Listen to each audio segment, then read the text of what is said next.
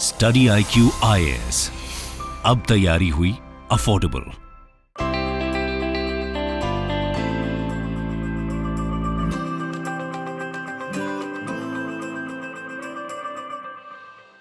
नमस्कार दोस्तों, स्वागत है आप सभी का स्टडी IQ में। मैं हूं आपका दोस्त राहुल सायगांवकर।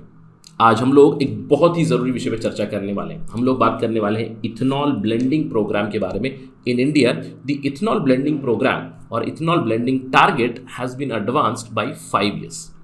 हम जानते हैं कि 20% इथेनॉल ब्लेंडिंग का टारगेट था बाय 2030, लेकिन उसे हाल ही में एडवांस किया गया है टिल 2025। तो आज हम लोग इस पर्टिकुलर वीडियो में डिस्कशन करेंगे और एनालाइज करेंगे इथेनॉल ब्लेंडिंग प्रोग्राम दोनों डायमेंशन से, यानी कि what are the advantages of ethanol blending programme, does this make sense.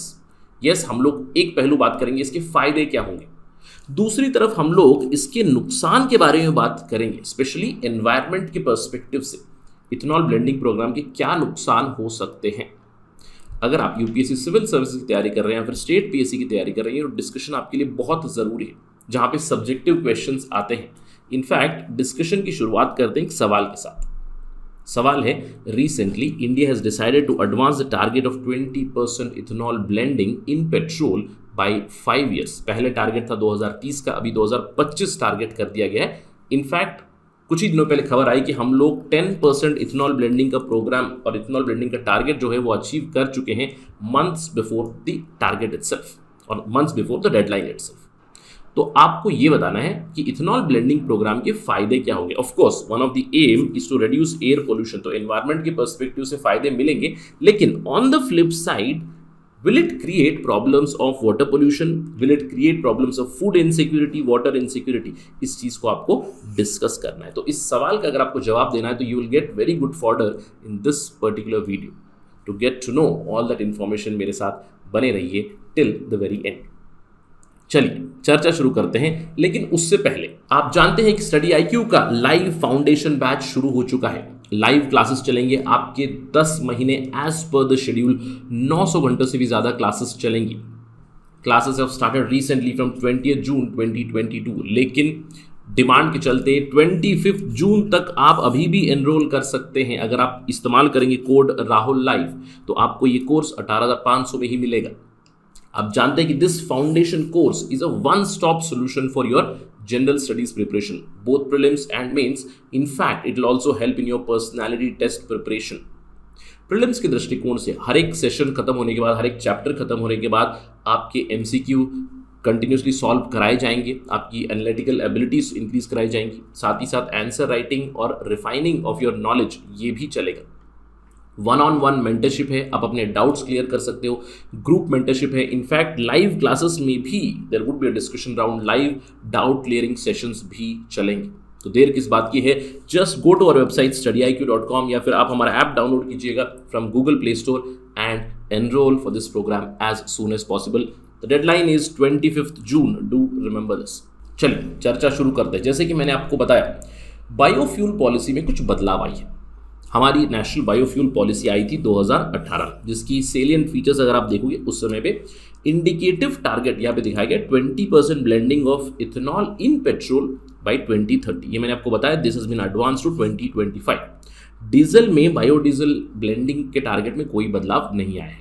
इसके अलावा आप पता है कि बायोफ्यूल पॉलिसी में एक नेशनल बायोमास रिपोजिटरी बनाई जाएगी, एक कोऑर्डिनेशन कमेटी सेटअप की जाएगी, अलग अलग जनरेशन ऑफ बायोफ्यूल्स हम लोग डेवलप करेंगे। ये सारी चीज़ें हैं, सरकार काफ़ी मदद करेगी फॉर डेवलपमेंट ऑफ बायोफ्यूल्स, ये हम लोग जानते हैं। और रिसेंटली हम लोगों ने ये भी चर्चा की थी that the centre has advanced the ethanol blending target of 20% in petrol from 2030 to 2025। 5 साल टारगेट एडवांस हो गया है। देखिए, अगर हम लोग बात करें इथेनॉल की, इथेनॉल ब्लेंडिंग की, इथेनॉल कहाँ से आता है। अभी अगर मेजॉरिटी इथेनॉल की बात करें इंडिया में, majority comes from the sugar industry itself, यानी कि अभी भी हम लोग फर्स्ट जनरेशन बायोफ्यूल या फिर फर्स्ट जनरेशन बायोफ्यूल जिसको कहते हैं इथेनॉल, उसको ब्लेंड कर रहे हैं पेट्रोल में। अब इसकी वजह से क्या प्रॉब्लम होता है, क्योंकि raw material is coming from a food industry, जिससे शुगर इंडस्ट्री के ऊपर इम्पैक्ट हो सकता है, which is a little problematic. लेकिन धीरे धीरे नेशनल बायोफ्यूल पॉलिसी के अंडर बहुत सारी फंडिंग भी जा चुकी है, अलग अलग पायलट स्कीम चल रही है for 2G 3G bio refineries also. 2G biofuel क्या होता है? 2G biofuel comes from waste material, agro waste, forestry waste, energy crops etcetera. 3G bio refinery होता है जो जहाँ पे आप बायोफ्यूल्स प्रोड्यूस करते हो एल्गे से या फिर मरीन एल्गे से, fresh water algae, marine algae. इसके अलावा 4G बायो रिफाइनरीज भी आ चुके हैं जहाँ पे अलग अलग नई टेक्निक्स इस्तेमाल की जा रही है, but that is still in advance stage. But more और लेस यहाँ पे जो इंटेंशन इस चीज़ को डिस्कस करने का ये है कि हम लोग बहुत ज़्यादा इथेनॉल अभी जो प्रोड्यूस करते हैं, we produce mostly from the sugar industry. इस चीज़ को आप ध्यान रखिएगा, यानी कि शुगर केन से ही बहुत ज़्यादा इथेनॉल आ रहा है, right? That is the basic idea है। क्यों? क्योंकि इससे हम अंडरस्टैंड करने वाले हैं कि एनवायरनमेंट के ऊपर क्या इम्पैक्ट पड़ सकता है, क्योंकि हमारा डिस्कशन का मुद्दा ही वही है। Does ethanol blending make sense? That's the target of our discussion, right? अब एक पहलू है, ऑफ कोर्स यस, सरकार ने टारगेट भी एडवांस किया है। इथेनॉल ब्लेंडिंग के बहुत सारे फायदे होते हैं। सबसे पहला फायदा है मॉनेटरी फायदा, क्योंकि देखिए इंडिया का जो क्रूड इंपोर्ट का बिल आता है बहुत ज़्यादा आता है, क्योंकि हमारा डोमेस्टिक क्रूड प्रोडक्शन कम है, तो हम लोग दूसरे कंट्री से क्रूड ऑयल मंगवाते हैं, यानी कि पेट्रोल डीजल के दर ज़्यादा होते हैं, इंपोर्ट बिल ज़्यादा आता है। अगर आप फ्यूल जितना इस्तेमाल करोगे उतना आपका इंपोर्ट का बिल आएगा। लेकिन अगर मैं उसी फ्यूल में जो पेट्रोल है उसके अंदर अगर मैं इथेनॉल मिक्स करूंगा तो ऑफ कोर्स 20% आपका कॉस्ट रिड्यूस हो जाएगा, क्योंकि इथेनॉल और पेट्रोल के प्राइस में तो काफ़ी डिफरेंस है। So you will save a lot of money, यानी कि आपका क्रूड ऑयल इंपोर्ट का बिल कम हो जाएगा। Economically it make sense. अब environmentally also it does make sense, क्योंकि इथेनॉल ब्लेंडिंग आप करोगे, ethanol is considered as a green fuel, comparatively less green house gases emit होते हैं, तो एनवायरमेंटल फ्रेंडली है। इट रेड्यूसेस ग्लोबल वार्मिंग, यानी कि एयर पोल्यूशन कम हो जाएगी, आपकी ग्लोबल वार्मिंग की प्रॉब्लम कम हो जाएगी, क्लाइमेट चेंज से जो हमारी फाइट चल रही है उसमें भी काफ़ी मदद करेगा। इसके अलावा क्योंकि हम लोग इथेनॉल प्रोडक्शन की तरफ और भी ज़्यादा कदम उठा चुके हैं, जब हम लोग आगे बढ़ेंगे, यानी कि 2G 3G में जब जाएंगे हम लोग जनरेशन में, इकोनॉमिकली वाइबल जब भी बनेंगे, अभी भी फार्मर्स की इनकम ज़रूर बढ़ सकती है, क्योंकि एक अनटैप्ड एग्रीकल्चर अपॉर्चुनिटी बन सकती है, स्पेशली जब हम लोग एग्रोवेस्ट, फॉरेस्ट्री, दूसरे जो क्रॉप्स है उससे जो वेस्ट फूड स्टॉक है उससे जब हम लोग इथेनॉल प्रोड्यूस करेंगे, it is going to help a lot. In fact sugar cane के दृष्टिकोण से भी फार्मर की इनकम और भी ज़्यादा बढ़ेगी, क्योंकि इथेनॉल ब्लेंडिंग प्रोग्राम अभी काफ़ी एडवांस स्टेजेस में चल रहा है। It will generate more and more employment opportunities, of course yes. Finally ethanol का फायदा ये भी है कि काफ़ी ज़्यादा वेरिएबिलिटी और एक्सेसिबिलिटी होगी रॉ मटेरियल की। जैसे कि मैंने बताया, अभी मेजॉरिटी इथेनॉल आता है from the sugar cane industry only, लेकिन आगे जब हम लोग एडवांस करेंगे तो अलग अलग वेराइटी से, क्योंकि रॉ मटेरियल एक्सेसिबल होगा, और सेकेंड जनरेशन में तो मोस्टली वेस्ट से आप इथेनॉल बनाओगे, तो this is going to be very advantages. सो एक पहलू है specially from the monetary perspective, यानी कि इकोनॉमिक पर्सपेक्टिव और एनवायरनमेंट के पर्सपेक्टिव से काफ़ी ज़्यादा फायदे हैं इथेनॉल ब्लेंडिंग प्रोग्राम के, इसीलिए सरकार ने इसको एडवांस भी किया हुआ है। लेकिन हमें इस चीज़ के ऊपर ध्यान रखना चाहिए, क्योंकि on the flip side there might be some problems. अब ये प्रॉब्लम्स हम लोग कैसे अंडरस्टैंड करने वाले हैं? कौन सी ऐसी दूसरी कंट्री है जहाँ पे एक्सटेंसिव इथेनॉल ब्लेंडिंग चलेगी? वो है ब्राज़ील। तो हम लोग यहाँ पे ब्राज़ील का केस स्टडी भी देखेंगे। चलिए अब बात करते हैं from the other side, ethanol blending programme, why it does not make sense, और क्यों ये प्रॉब्लमेटिक है, या फिर क्यों इसकी लिमिटेड यूटिलिटी रहेगी। क्यों? क्योंकि इथेनॉल प्रोडक्शन से भी देखिए जल प्रदूषण होता है, वाटर पोल्यूशन होता है, इसको समझेंगे थोड़ी देर में। पानी भी कई गुना ज़्यादा लगता है इथेनॉल प्रोडक्शन में। ऑफ कोर्स अभी फिलहाल शुगर केन से आ रहा है, sugar cane itself is a water guzzling crop, बहुत ज़्यादा पानी की उसको ज़रूरत पड़ती है, तो पानी इसको बहुत ज़्यादा लगता है। यहाँ पे बहुत ज़्यादा एनर्जी का भी नुकसान होता है, क्योंकि आप जानते हैं ethanol is alcohol that itself is hygroscopic, यानी कि पानी खींच लेता है, तो जब वो जलता है तो उसमें खुद ही उसकी एफिशिएंसी या फिर बर्निंग एफिशिएंसी में ही काफ़ी नुकसान हो जाता है। इसके अलावा वायु प्रदूषण और गर्मी भी बढ़ सकती है। अब ये क्यों? मैंने आपको कुछ पॉइंटर्स बताए, why, let's try to understand. Water pollution और वाटर स्ट्रेस बहुत ही ज़्यादा इशूज़ है, यहाँ पे होना चाहिए water stress are major issues for ethanol production. अब कैसे? देखिए, compare to 1 gigajoule of fuel of fossil fuel, यानी कि फॉसिल फ्यूल से अगर हम लोग 1 गीगाजोल एनर्जी प्रोड्यूस करेंगे, उसी को अगर हम लोग कंपेयर करेंगे इथेनॉल के साथ, तो 78 टाइम्स ज़्यादा पानी लगता है फॉर इथेनॉल प्रोडक्शन। साथ ही साथ इथेनॉल की प्रोडक्शन में 1 लीटर जब हम लोग इथेनॉल प्रोड्यूस करते हैं तो उसके साथ 10 से 16 लीटर तक टॉक्सिक वेस्ट प्रोड्यूस होता है। 1 लीटर इथेनॉल के साथ 10 से 16 लीटर टॉक्सिक वेस्ट, और ये टॉक्सिक वेस्ट कहाँ जाता है? पानी के सोर्सेस में ही तो जाता है, right? It is just thrown और discharge into the other water sources, rivers हो गई, लेक्स हो गई, तो इसकी वजह से वाटर पोल्यूशन बहुत ज़्यादा होता है।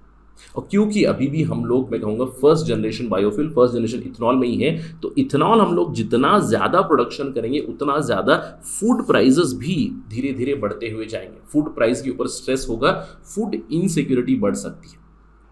और सबसे बड़ा लेसन जो हमारे सामने है वो है लेसन फ्रॉम ब्राज़ील। क्यों? क्योंकि Brazil is a Pioneer in terms of sugar production, Pioneer in terms of ethanol blending also. क्योंकि ब्राज़ील का तो कुछ इस तरह का एक्सपीरियंस रहा है जहाँ पे उन्होंने pure ethanol based vehicles, cars भी वो लोग प्रोड्यूस और यूज़ कर चुके हैं, specially in 1970s and 1980s, purely ethanol based vehicle. और उसके बाद अभी वो फ्लेक्स फ्यूल पे यूज़ करते हैं, यानी कि फ्लेक्सिबल फ्यूल इंजन उनके पास आ चुके हैं, जहाँ पे 20% ब्लेंडिंग, 40% ब्लेंडिंग, इवन 100% इथेनॉल पे भी व्हीकल्स वहाँ पे रन हो चुके हैं, जब मैंने आपको बताया। और ब्राज़ील का एक्सपीरियंस कुछ इस तरह का रहा है, वहाँ पे वाटर स्ट्रेस और रिकरिंग ड्रॉट्स बहुत ज़्यादा हो चुके हैं। अगर आप इस पेपर को पढ़ोगे, you'll understand hydrological impact of ethanol driven sugarcane expansion in Brazil. You'll understand कि वहाँ पे continuously droughts बढ़ रहे हैं। अगर हम लोग ब्राज़ील का एक्सपीरियंस देखें, ऑफ कोर्स 1979 से 2021 तक का अगर आंकड़ा देखें, तो यहाँ पे ethanol production has been phenomenal. 1979 में 0.5 बिलियन लीटर्स एनुअली ये लोग प्रोड्यूस करते थे, अभी 2021 में 30 बिलियन लीटर्स तक पहुंच चुके हैं, which is a huge rise. लेकिन इस इथेनॉल प्रोडक्शन के साथ ही साथ अगर हम लोग पानी के स्तर की बात करें, वाटर लेवल की बात करें, वाटर स्ट्रेस बढ़ चुका है। पिछले 20 सालों में ब्राज़ील में बहुत सारे ड्रॉट्स आ चुके हैं, multiple times in multiple years. आप देख सकते हो from this particular paper, it shows that 29% of the centre west Cerrado region, Brazil का सेराडो रीजन है, it is going to experience intense agricultural droughts between 2012 and 2030। ये अनुमान लगाया गया है बाय दिस पर्टिकुलर पेपर। तो इस पूरे डिस्कशन से क्या समझ में आया? इथेनॉल ब्लेंडिंग प्रोग्राम बिल्कुल मदद करेगा, एक सेंस में हमारा इंपोर्ट बिल ज़रूर कम होगा, एनवायरनमेंट पर्सपेक्टिव से काफ़ी ज़्यादा फायदेमंद है, लेकिन इसके नुकसान भी है दूसरी तरफ। That means ethanol blending has rather limited utility. तो अब आप एक सवाल पूछ सकते हो, सर ये तो आप काफ़ी पेसिमिस्टिक बातें कर रहे हो, what should be done? See the future of course is something called as electric vehicle. We have to move towards electric mobility eventually. ये तो है ही 2030, 2035, 2040 हो, everything would move toward electric eventually.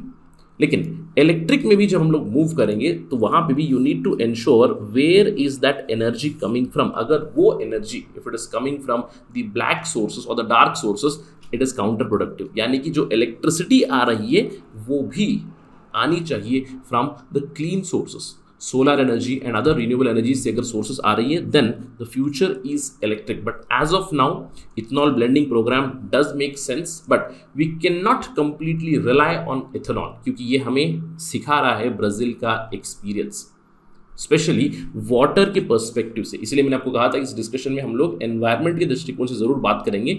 Imagine कीजिएगा इस तरह की सिचुएशन अगर India में हो जाए कि रिपीटेड ड्रॉट्स आ रहे हैं, वाटर स्ट्रेस बढ़ गया, वाटर इनसिक्योरिटी बढ़ गई, तो क्या होगा? इसका मतलब है दूसरे सारे सेक्टर्स इंपैक्ट हो जाएंगे। क्यों? क्योंकि इंडिया अभी भी प्रेडोमिनेटली मैं कहूँगा अग्रेरियन कंट्री है। 50% of population it relies on agriculture. बहुत ज़्यादा पॉपुलेशन है जो रिलाई करते हैं रेनफॉल के ऊपर। इसीलिए नॉर्मल मॉनसून, नॉर्मल रेनफॉल जब भी होता है, then India's economy it blooms. लेकिन अगर रेनफॉल पैटर्न में प्रॉब्लम हो जाए, वाटर स्ट्रेस हो जाए, वाटर इनसिक्योरिटी हो, ड्रॉट्स हो, इसका प्रॉब्लम भी हम लोग देख चुके हैं। So ethanol blending program has to be run with caution. अगर इस चीज़ के ऊपर कोई अपडेट आएगी, कोई डेवलपमेंट आएगी, तो will discuss that as soon as possible on study IQ। I hope कि आपको अच्छा खासा इनपुट मिल चुका है। जिस सवाल के चलते हम लोगों ने शुरुआत की थी कि इथेनॉल ब्लेंडिंग प्रोग्राम के क्या फ़ायदे हैं और क्या नुकसान हो सकते हैं from environment perspective, yes of course there are advantages, but there are certain disadvantages also. We have to move more cautiously. That's it in this particular discussion. अगर आपको ये डिस्कशन पसंद आए, you can always follow me on my social media handle @RahulSai222। अगर आपको कोई सवाल है, कोई डाउट है, कोई फीडबैक है, सजेशन है, you can directly message me on Instagram. I do respond on Saturdays and Sundays। Thank you for watching this. जय हिंद।